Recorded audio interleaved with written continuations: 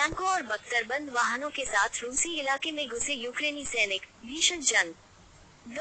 रूस रशिया की सेना गुरुवार को तीसरे दिन भी यूक्रेन के सैनिकों से जूझती रही। यूक्रेन के सैनिकों ने कुस्क इलाके में रूसी सीमा को तोड़ दिया। रूसी अधिकारियों के मुताबिक 2 साल पुराने युद्ध में रूस पर सबसे बड़े यूक्रेनी हमलों में से एक में लगभग 1000 यूक्रेनी सैनिकों ने 6 अगस्त की सुबह टैंकों और बख्तरबंद वाहनों के साथ रूस की सीमा में घुसपैठ की, जो हवा में ड्रोन और भारी तोपखाने के झुंड से घिरे हुए थे। सुदजाव शहर के पास भयंकर लड़ाई की खबर है, जहां से रूस की प्राकृतिक गैस यूक्रेन में प्रवाहित होती है, जिससे यूरोप में ट्रांजिट फ्लो के अचानक बंद होने की आशंका बढ़ गई है।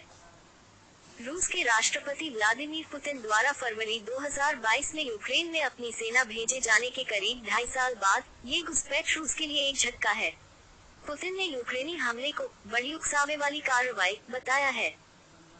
क्रेमलिन के प्रति वफादार राजनीतिक दल के नेता सर्गेई मिरोनोव ने इसे आतंकवादी हमला और अंतर्राष्ट्रीय स्तर पर मान्यता प्राप्त विदेशी इलाके पर आक्रमण कहा है।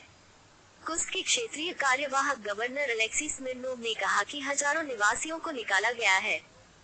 व्हाइट हाउस ने कहा कि अमेरिका को हमले के बारे में पहले से कोई जानकारी नहीं थी और वह कीव से और ज्यादा जानकारी मांगेगा।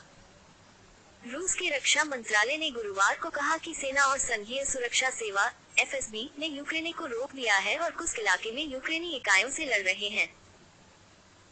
मंत्रालय ने कहा कि उत्तरी समूह की सेनाएं रूस की एफएसबी के साथ मिलकर रूसी यूक्रेनी सीमा से सटे कुस्क इलाके के सुत्जेंस्की और कोरेनिवस्की जिलों में यूक्रेन की सशस्त्र सेनाओं की सशस्त्र संरचनाओं को नष्ट करना जारी रखे हुए हैं। यूक्रेनी सेना कुस्क हमले पर चुप रही है। हालांकि राष्ट्रपति जेलेंस्की ने गुरुवार को यूक्रेनी सेना की आश्चर्यचकित करने और परिणाम प्राप्त करने की क्षमता के लिए प्रशंसा की। उन्होंने साफ तौर से कुस्क का जिक्र नहीं किया। यूक्रेन के ऊर्जा मंत्री ने कहा कि सुदजा के जरिए गैस ट्रांजिट अभी भी काम कर रहा है। ज्यादातर यूरोपीय संघ के देशों ने रूसी गैस पर अपनी निर्भरता कम कर दी है, लेकिन ऑस्ट्रिया एक ऐसा देश है जो अभी भी अपनी ज्यादातर गैस यूक्रेन के जरिए प्राप्त करता है। ये लड़ाइयां संघर्ष के एक अहम मोड़ पर आ रही हैं, जो द्वितीय विश्व युद्ध के बाद यूरोप में सबसे बड़ा भूमि युद्ध है।